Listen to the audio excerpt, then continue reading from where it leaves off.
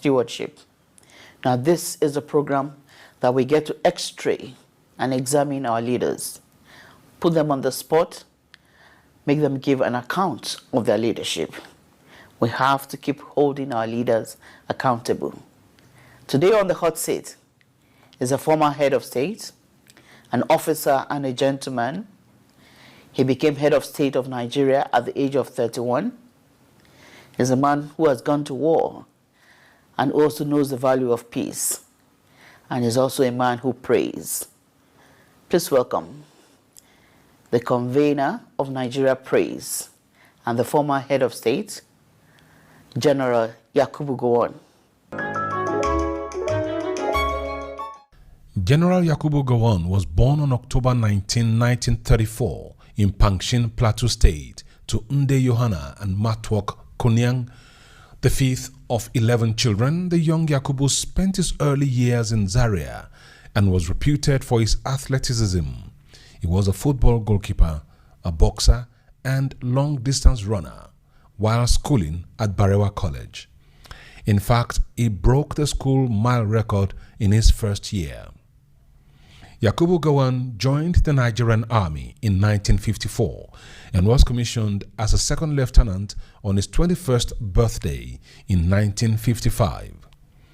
Between 1955 and 1956, he was trained at the Royal Military Academy Sandhurst, the Staff College, Kimberley, and the Joint Staff College, Latimer, in the United Kingdom in 1962 and 1965 respectively.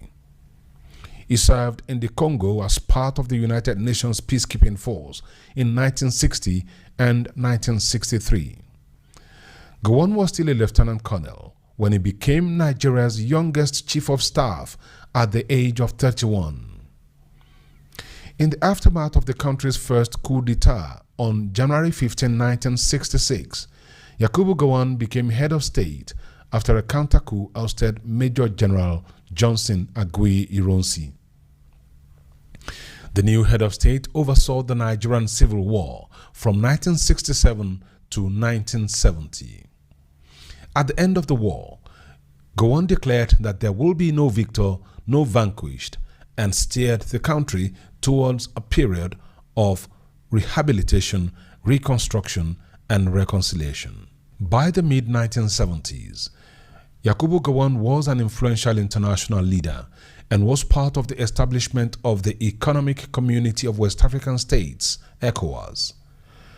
He also played an active role in the Organization of African Unity, OAU, and it was during his participation at the summit of the body in Uganda that he was removed from office by a military coup d'etat on July 29, 1975.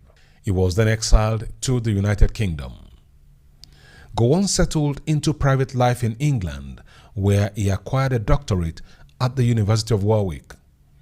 However, events back home continued to dog his life. Lieutenant Colonel Bukar Suka Dimka implicated him in a coup d'etat that claimed the life of the head of state, General Murtala Muhammad, on February 13, 1976. Dimka alleged that the coup was to restore Gowon to office as head of state.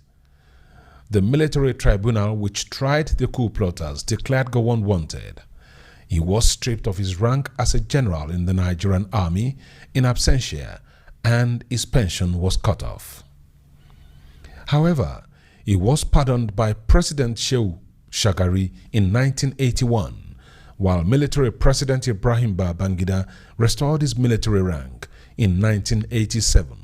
My sincere thanks to the President of the Federal Republic of Nigeria and Commander-in-Chief of the Armed Forces, Alhaji Shehu Shagari, for making it possible for me to return home.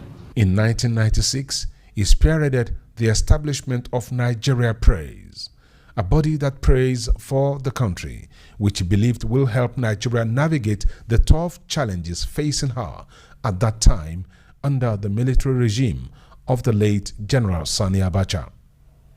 Retired General Yakubu Gowon did not go into active politics, but remained in the background as an elder statesman. He remains highly revered across the country. Welcome to the program, Your Excellency. Thank you very much, ma'am. Thank you. Now tell us about your growing up in Nigeria.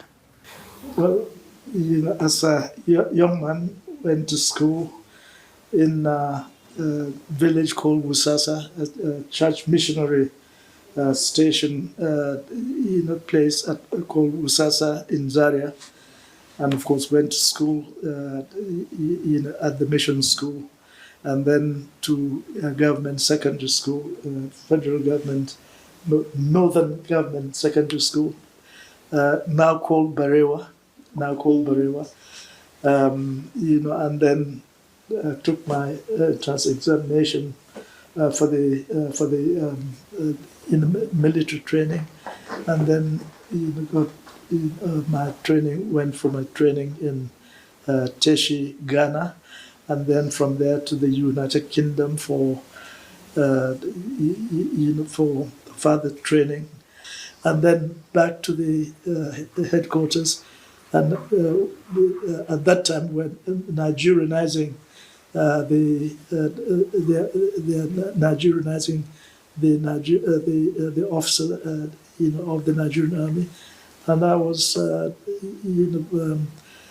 posted appointed as adjutant general of the Nigerian army.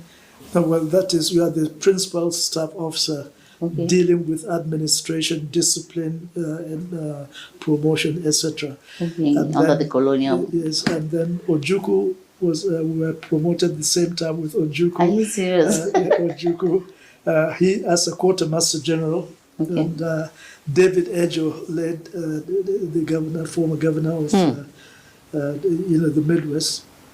He was the GSO1. After that course, I came back, and then within 36 hours of my arrival, yes, a coup took place, and all my colleagues, that we came from the same school, May Malari, Kuru Mohammed, Abogo Larigema, Yakubu Pam, and were all killed. And that one senior officer at the time, a colleague of mine who was the same set, an Igbo officer, he too was killed. Arthur Onegbe, he too was killed. I was the last one standing. So that was how the military came into power. Now, can you give us the events that led to your becoming the head of state at the age of 31? After the first, that coup, and things were back to order. A lot of problems in the country, riots here, and killings here. And Iransi was trying to get all the traditional rulers, to have a meeting in Ibadan. The crisis got to the stage whereby Iransi was kidnapped, taken by some young officers, and even though instruction was given that they should he must be kept safe, and moved to safety. That instruction was not obeyed by these young officers, and the next thing that I received report that he was killed, etc. And so for the next 2-3 days, there was nobody in charge. It was a vacuum. There was a vacuum, and so it got to the time when even the civil servants, senior civil servants in Lagos, they want from at least somebody to give the command. Unfortunately, the chief of staff, then Brigadier Ogundipe, Brigadier General Ogundipe, was not able, to take control, because I think he had organized some soldiers to go and either discipline, what was happening in Ikeja. And unfortunately, as a result of that, all other officers refused to take his command. Okay. So I had to go to Ikeja to try and sort out things. And when I went there, yes, true enough, they had to sort of accept my command. They said at that time they're not accepting any instruction from anyone else other than myself at that time. So, well, I was not honestly keen, and I remembered saying, well, if any of you junior ones want to do it, I want you can take it, but leave me. I want to sort of take charge of the army to restore the discipline, loyalty of the Nigerian army that I was in charge of as Adjutant General of the Nigerian army. I offered it to even the junior ones. However, on second thought later on, I said, I can now see. But then, the diplomatic corps also, they want at least anybody who can be listened to. Wow. So that is when it came to me. Now, the young officers said, no, they would not like anybody else other than myself. Wow. Other than myself. That was a lot of responsibility. Yeah, so I said, well, look, it is not now. So when it got to the stage whereby, yes, if that is the case, if they've said that, I made known to the other senior officers that we were in government together at the time. And of course, they said, well, look, I think the best thing that we should do is to accept something that can ensure that with the military or the army is brought under control, and at least is loyal to whichever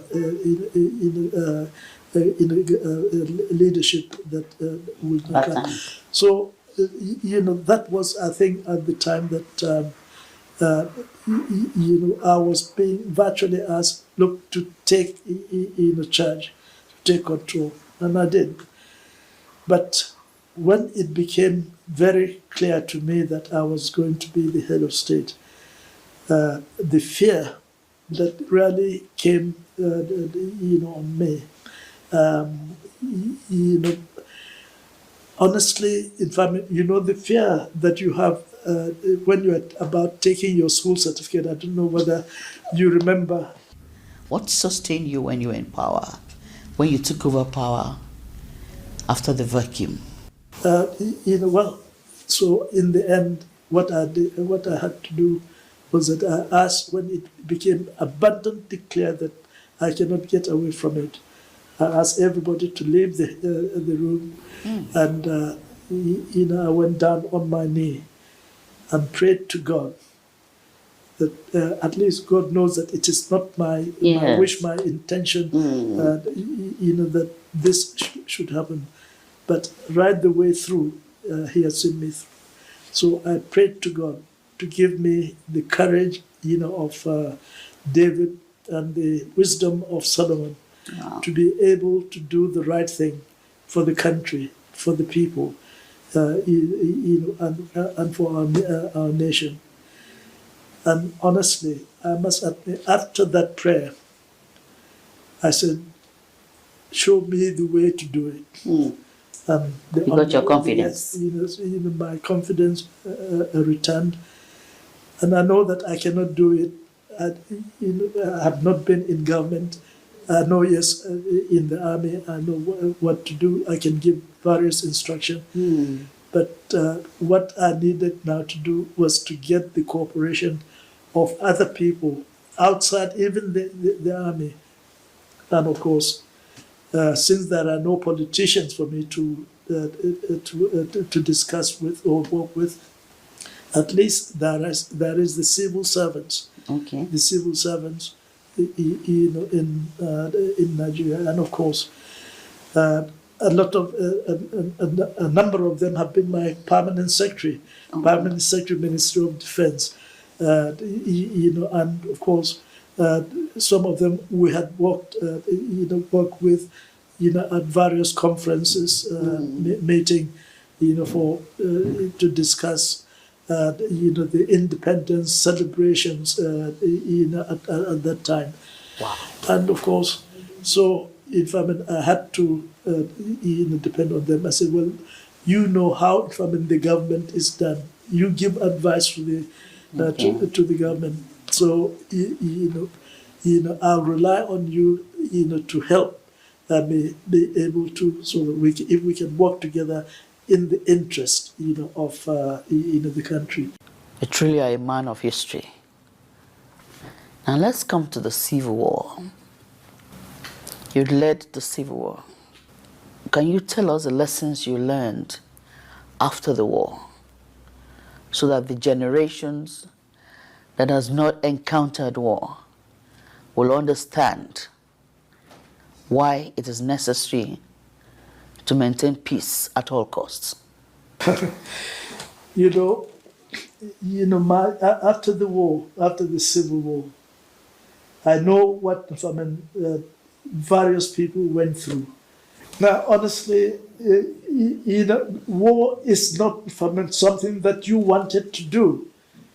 I was only forced to do it, but not to fight the people, the old people, the pregnant women, children, etc. No, I think it was, I gave instruction to the soldiers. There is an instruction how they are to behave, to look after, to protect the people, the older people. Only those who take up arms against them. That was the thing. Now, when you hear the story that we killed 1 million or 2 million or 3 million people, no, not from the soldiers shooting people. It meant they have to go shooting the people right the way through.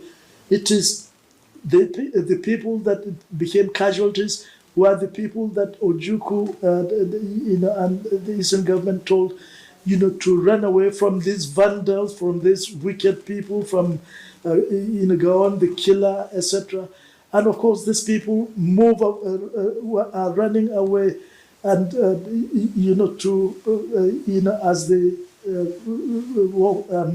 area contracted because of our movement. And of course, I think most of people really died of either hunger, diseases, etc. Not really from the federal troops, shooting and killing people indiscriminately. It is only those who, took up arms, against. And at the end of the war, I said, and I prayed to God that Nigeria should never again go through experience, this sort of carnage. So do you think the Igbos have been rehabilitated, reintegrated, and reconciled to Nigeria properly? During the Civil War, a lot of the, or before the Civil War, a lot of the Igbo people had to leave, the country. But it is not the federal government that moved them out. It was a call from Ojukwu himself that all Easterners should leave, all Easterners should live in all parts of the country. And because he was thinking or planning for probably secession at the time. And so a lot of people, left, had to leave because of that, of that call. Those that had to leave for fear of, the crashes that was taking place, were very few. Now, I understand that the chief, the Otumba Balogun had, a neighbor, next to him who left. Who was staying next to him, Vice President Ekweme, and so he had to look after his house and even rented it for him, etc. And at the end of the Civil War, when I asked that we should adopt our 3 R's: reconciliation, rehabilitation, and reconstruction. But there is also another R, reintegration. Reintegration, even though that can be included in the rehabilitation in a program, but reintegration. But how about we call it 3 R's? Now, I understand that what he did in fulfillment of that policy, which Ekweme returned to Lagos, and then his friend Tumba said, "Well, here is your house." He has renovated it. He had rented it to people, so he gave him back his house and all the money, the rent that he had collected. Now, that is honestly, exemplary. that was one of the greatest things that helped, to fulfill our program, our effort to trying to, bring the country together again, etc. So he played his part, as a Yoruba man, as from, from the West, and as a Nigerian, that are called to do whatever we can in order to ensure that we're able to come back together again as a people and build a better nation. Now, that sort of thing also happened, I can assure you, in all parts of the country, in Kano, in Jos, in Zaria, in Kaduna, and in various parts of the country. A lot of the Igbo people left almost immediately as soon as the war was over. They went back and they got their property and whatever rent that was given to them. At least that helped, to bring about the reconciliation that is required in order for the country now to become one again and to move forward. You are the initiator of the National Youth Service Corps. Do you think the objective for which it was set up has been met and sustained? Because there are also some schools of thought that are saying that it should be scrapped. What's your take, Your Excellency? Now, I can tell you this, that they are very, very happy with it, and the improvement in the scheme from when it started during our time, but what they have now, the youth corps have done to all the states, states and local government throughout the country, the improvement that they've made and the reputation they've had from people. I can assure you, today the improvement of the youth corps service is so much that it is the youth corps themselves that are saying, yes, please let it continue. Let it continue, because it is giving us even new adventure. The whole idea was for the young people to know their country,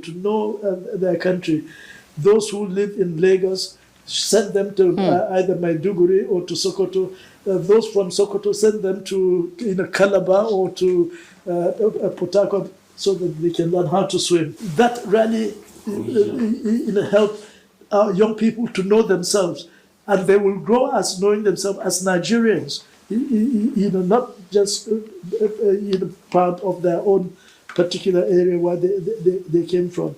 So, I can assure you, that idea is a good idea, and to help the youth, and to me, anything that can do that, so that, because they would be the future of your country. Your Excellency, of all your legacies, which is the closest to your heart? I think, that I was able to keep the country together. Okay. And then, to ensure, we had the opportunity to really move this country beyond what it is before return to democracy. But we had a plan, economic plan that would have taken this country beyond. Honestly, we are at the stage of even beginning to industrialize. Yes. After the Civil War, the development plan we had, that was for reconstruction to help the country move forward. There was a speech you gave in Uganda. I don't know. I saw the excerpt somewhere, and I think it was a masterpiece. Was it written or you composed that kind of literary eloquence? So that was in Uganda. Was it in Uganda Yeah, you were? that It was, caught up with you in Uganda? Kampala. Yes, I was in Kampala. Is that the one speech, that I quoted? The Shakespeare. This is Yes. Oh, as Shakespeare. I think as I said. that was a masterpiece. Did they write the script for you, or you just put from your heart? No, that's it was my. Wow. Wow. All right, Your Excellency. I wish we had more time. There's still many questions I would have loved to ask you. Thank you very much, Your Excellency. You truly are a man of history and a man of peace. And I like at the end that you prayed. We look forward to another sequel to this interview. My name is Mayowa Oluwabi, and I've been talking to His Excellency, the former head of state, General Yakubu Gowon, retired. And I believe that you are the man behind the history. Thank you for watching. God bless Nigeria. It's a wrap on account of stewardship. And please, let's keep holding our leaders accountable. Thank you for watching.